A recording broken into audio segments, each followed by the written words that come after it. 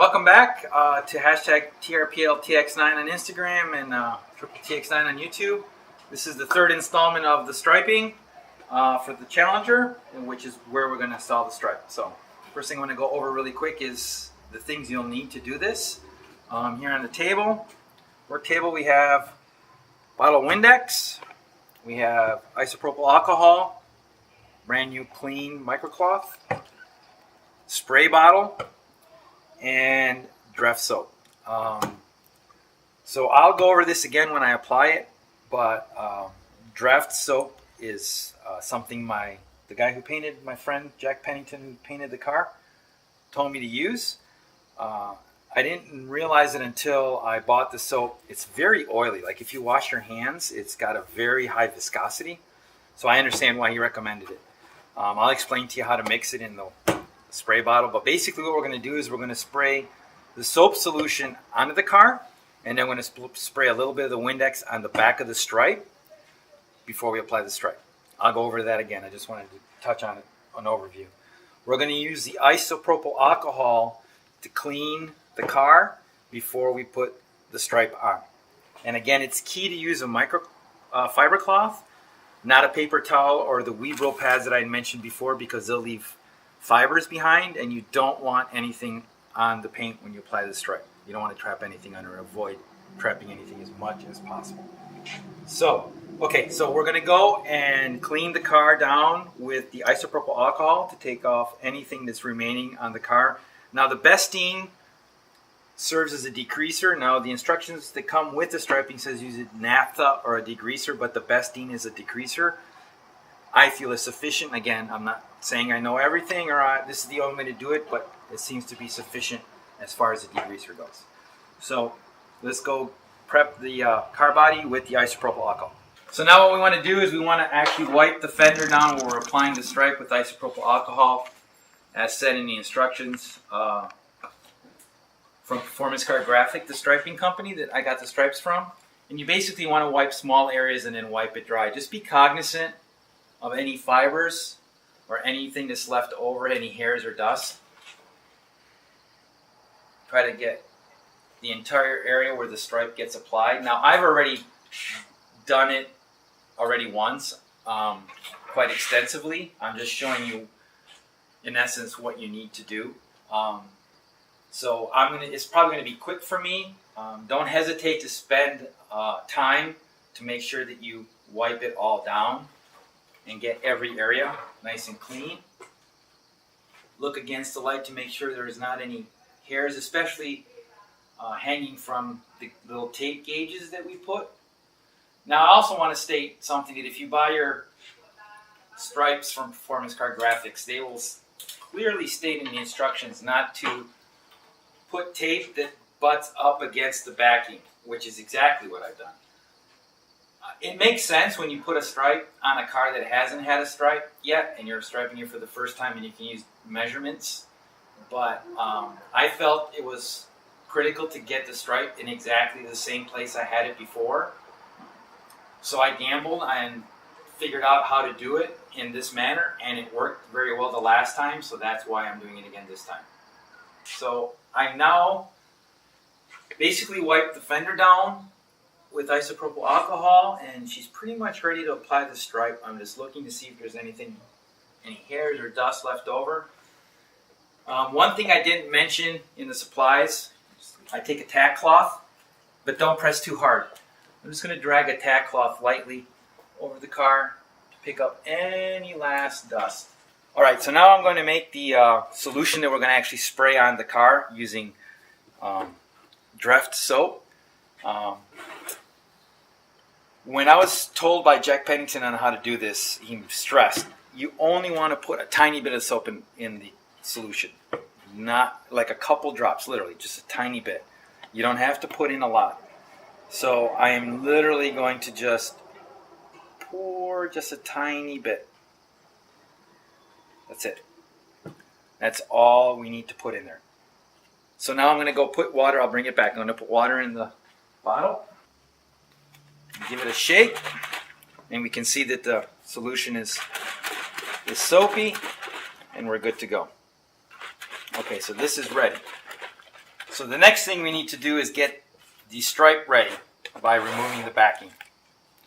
Unfortunately, in this garage, it's small. I don't have a lot of space, and you need to do it on a clean surface. So these are microfiber cloths that I just put through the washer so they're clean, which I will have to wash again. So I'm going to lay them on my bench so that I can lay the stripe on it, pull the backing off, and then spray the Windex on the backing, on the decal, on the stripe, before I pick it up and apply it to the car. You want to make sure that you do this on a clean surface, because when you're going to be pulling the backing off, which means what's facing down is the top side of the stripe where you will be applying pressure with the squeegee. And lay the stripe top down, and I am going to remove the backing. Be careful not to touch the stripe. Alright, so we have the backing removed. One thing you got to remember before you apply the stripe is to open this door, because there's a little flap of the stripe that tucks in around the fender, so you don't want to have that adhere to the door. So we're going to take our soap solution that we just made, keep shaking it,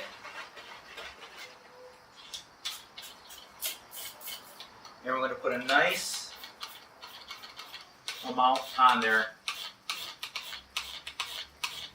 Because we don't want to apply this, we can't apply the stripe dry, right guys? We gotta, and gals, we have to put something on there for the decal to slide, because if we don't, it'll stick, and if you don't get the position right on it the first time, it's nothing but problems.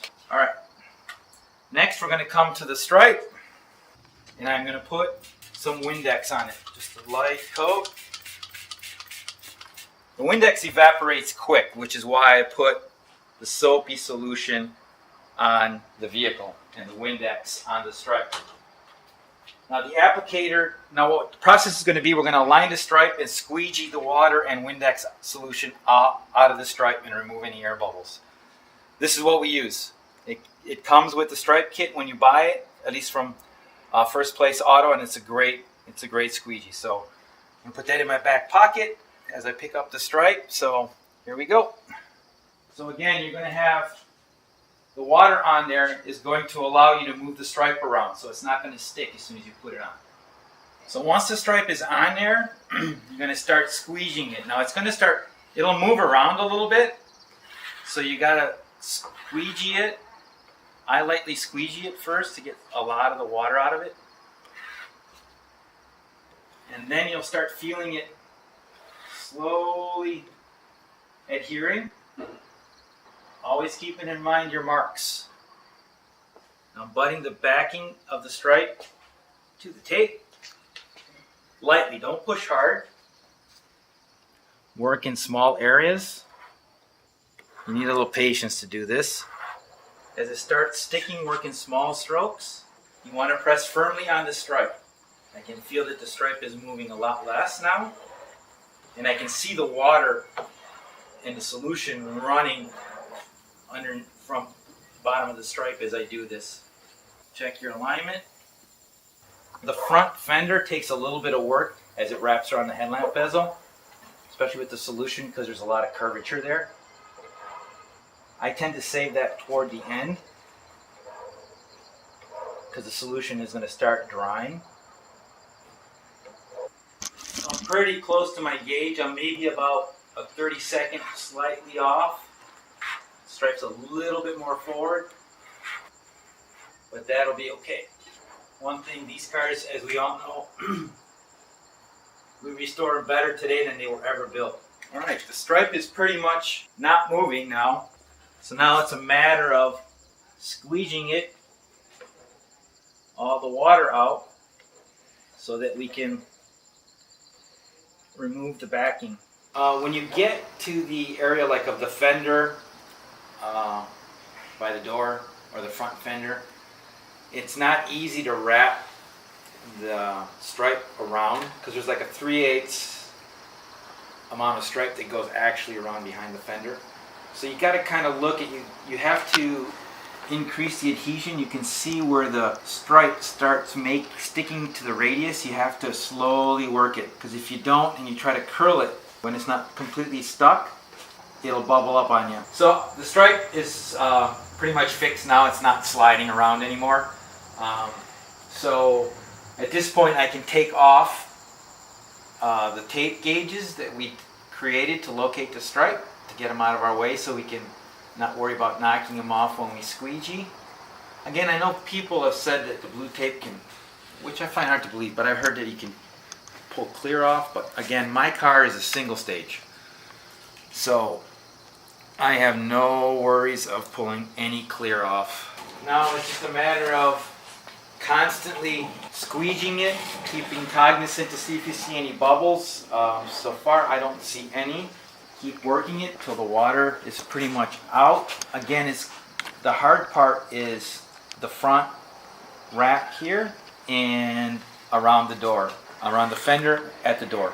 Now I have a clean microcloth that as the water's being pushed out, I kind of sometimes will wipe it, because you'll notice that you'll push it out and you'll see it bubble through and then it kind of sucks it back. Again, this is a little tricky out here. At least on my car currently, it's just having a difficult time on sticking. And I'm sure it has a lot to do with the fact that there was a stripe on here. The paint's a little old. Now on the last stripe, when I restriped it the first time, to make it easy, which I'll probably end up doing again, I cut a little slit so that I can bend one stripe and not the other, so it makes it a little bit easier to work. But you keep working and it'll cooperate. Again, it's hard to wick the water from this because of the curvature. And be careful, I can see I'm putting some subtle scratches in it with this applicator, which will come out with hand polish. But you want to be careful when you do it. Alright, this is where I'm going to split it. I'm taking an X-Acto blade, of which I have many years of experience. This backing is tough, so be careful not to poke the paint. Get as close to the edge as you can and use a sharp X-Acto, and it should be pretty easy. So that way, when I try to bend one of the stripes, it doesn't influence the other. So what I want to do is I want to kind of work it around the radius.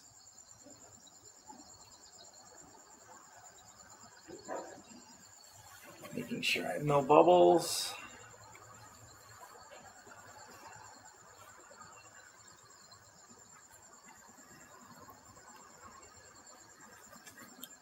Alright, we're wrapped around the fender. And the alignment is pretty Mopar. Yep. So as you can see, we're pretty much even at the top. That's kind of where I was last time, a little bit off, a little bit more off. Driver's side's pretty much the same way.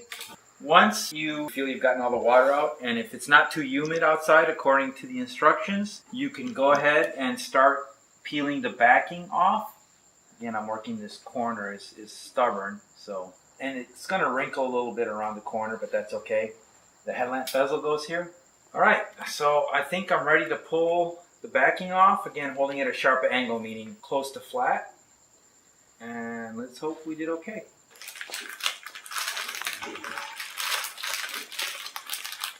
And it looks good. Open the door.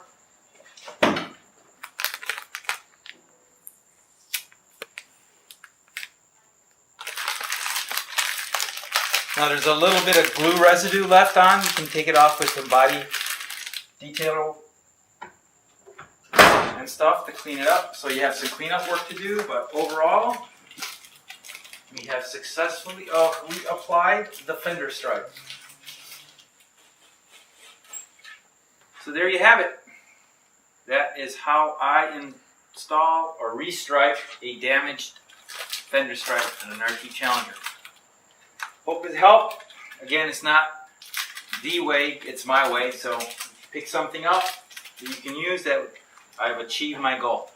Keep an eye out for anything else that I might put on as I work on my car, and thank you very much. Hit like if you like it, and appreciate it. Thank you. Wrap. That's a wrap.